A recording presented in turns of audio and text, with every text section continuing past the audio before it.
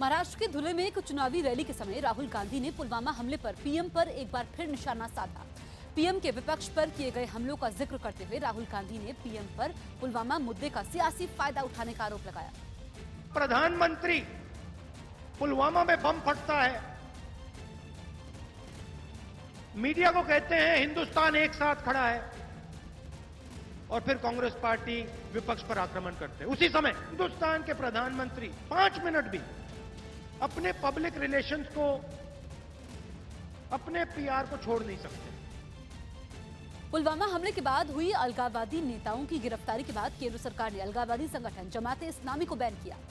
सूत्रों के हवाले से खबर है कि जमाते इस्लामी के तार कई आतंकी संगठनों से जुड़े हुए हैं और इसके नेता पत्थरबाजों की भर्ती से लेकर उन्हें पैसे पहुंचाने का पूरा नेटवर्क को भी चला रहे हैं, जिनके आधार पर केंद्र सरकार ने अलगाववादी संगठन जमाते इस्लामी पर प्रतिबंध लगा दिया। इस बैन के बाद जम्मू कश्मीर में चल रहे जमाते इस्लामी के कई स्कूलों पर ताला लटका दिखाई दिया, जिनकी कुछ तस्वीरें भी सामने आई। फारूक अब्दुल्ला ने सरकार के इस फैसले का विरोध करते हुए जमाते इस्लामी पर प्रतिबंध को गलत ठहराने की कोशिश की। किसी भी जमात को जब हम बैन करते हैं तो मैं समझता हूँ हम पहली वो गलती करते हैं, तो जो ही हम इनको बैन करते हैं ये जमीन के नीचे चले जाते हैं, और जब ये जमीन के नीचे चले जाते हैं ये हमारे लिए और भी खतरा पैदा करते हैं। पूर्व सीएम महबूबा मुफ्ती ने भी जमात इस्लामी पर हुई कार्रवाई के खिलाफ विरोध जताया। उन्होंने ट्वीट करके अलगाववादी संगठन पर बैन की निंदा की। लेकिन सरकार का दावा है कि जमाते इस्लामी पर ताला लगाना जरूरी हो गया था क्योंकि ये संगठन जम्मू कश्मीर में आतंक का जहर फैला रहा था। साथ ही सरकार ने बताया कि ये पहली बार नहीं जब जमाते इस्लामी पर प्रतिबंध लगा है। 1975 में जब जम्मू कश्मीर में नेशनल कॉन्फ्रेंस की सरकार थी तब भी जमाते इस्लामी पर बैन लगाया गया था। ये बैन 2 साल तक बरकरार रहा। तब जमाते इस्लामी को राष्ट्र विरोधी और आतंकी गतिविधियों में शामिल पाया गया था।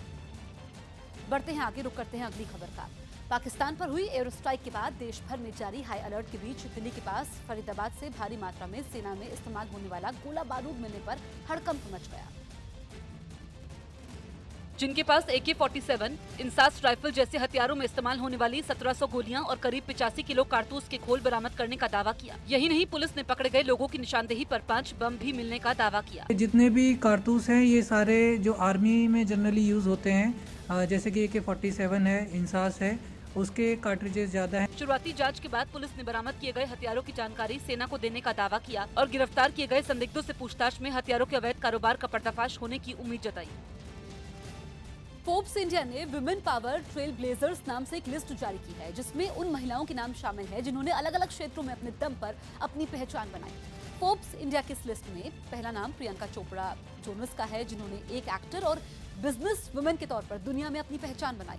दूसरे नंबर पर मुक्केबाज मैरी कॉम को रखा गया जिन्होंने 6 बार वर्ल्ड चैंपियनशिप जीतकर दुनिया में भारत का नाम रोशन किया। तीसरे नंबर पर भक्ति शर्मा को जगह दी गई है जो दुनिया के 5 महासागरों में तैरने वाली सबसे कम उम्र की एशियाई महिला है।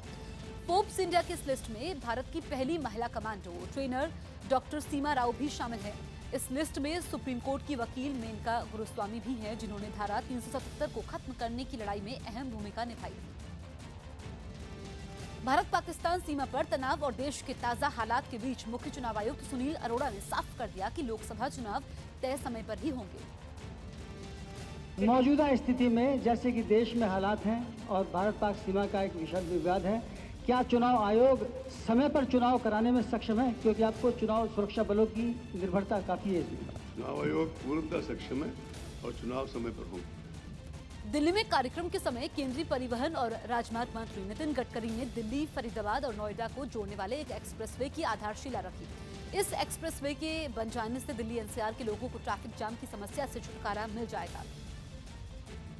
जो 60 किलोमीटर लंबा एक्सप्रेसवे होगा जिसकी आधारशिला केंद्रीय मंत्री नितिन गडकरी ने रखी। लेकिन इससे पहले कार्यक्रम में केंद्रीय मंत्री नितिन गडकरी का फूलों की एक बड़ी माला पहनाकर स्वागत किया गया। इसके बाद दिल्ली, फरीदाबाद और नोएडा को जोड़ने के लिए बनने वाले इस एक्सप्रेसवे पर बनी एक शॉर्ट फिल्म भी दिखाई गई। आज के विकासशील युग में बड़े शहरों की सबसे बड़ी चुनौती ट्रैफिक जाम से निपटना बन गई है। इस एक्सप्रेसवे के बन जाने से दिल्ली NCR के लोगों को ट्रैफिक जाम की समस्या से छुटकारा मिल जाएगा। ये जो रोड है ये ring road DND junction to colony bypass to Faridabad, Vallabhgarh bypass to interchange of Delhi Mumbai express highway of AMP यहाँ मिलने वाला है। हालांकि अभी तक इस एक्सप्रेसवे का टेंडर नहीं निकाला गया। लेकिन केंद्रीय मंत्री नितिन गडकरी का दावा है कि अप्रैल महीने में एक्सप्रेसवे के टेंडर का काम पूरा कर लिया जाएगा और फिर उसके बाद दिल्ली, फरीदाबाद और नोएडा को जोड़ने वाले इस 60 किलोमीटर लंबे एक्सप्रेसवे का काम शुरू हो जाएगा। 6 लेन के इस एक्सप्रेसवे को बनाने में करीब 3,600 करोड़ रुपए की लागत आएगी। उम्मीद है कि ये एक्सप्रेसवे 2 साल में बनकर तैयार हो जाएगा, जो जल्द बनने वाले दिल्ली मुंबई एक्सप्रेसवे में जाकर मिलेगा।